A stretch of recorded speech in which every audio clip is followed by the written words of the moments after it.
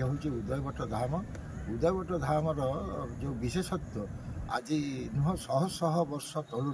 600 वर्ष तले पंचसखा मालिका साहित्य लिखिं भगवान दास आठ श्री जगन्नाथ तत्व आश्रम प्रतिष्ठा कले एवं कल्कि जोटा कि राजलोचन दास कही जाते कल्कि उबास कल्कि कथा कहते से कल्किंकर मूर्ति प्रतिष्ठा करी तार नाम रूप आ तत्व ये तीनटा जिनिस को परिप्रकाश कले एवं ये क्षेत्र में परवर्ती पर्यायर कौन हम से गोटे संविधान करदे गले जो संविधान लिखाही जे एठी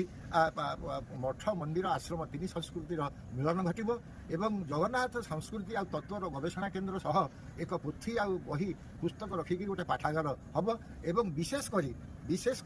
एठी गोटे जो परम ब्रह्म सहित जो कथबार्ता बा मिलनर जो माध्यम योग से योग क्षेत्र गोटे योग शिक्षा केन्द्र ये प्रतिष्ठा हम से सौभाग्यर कथा जे आमर विश्वगुरु योगर विश्वगुरु रविशंकर जी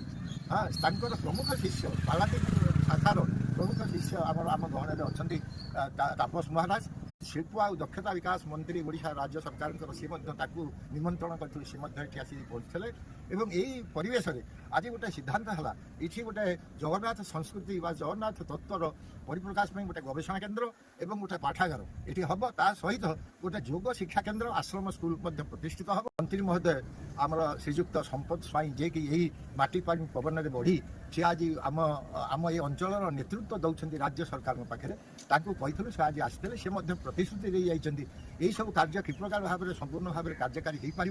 उदयवट उदयवट गोटे धाम विकास केमती घटव यार पुनरुद्धार सुरक्षा एवं विकास प्रक्रिया सी सामिल हे आज तापस महाराज आम संगे अच्छा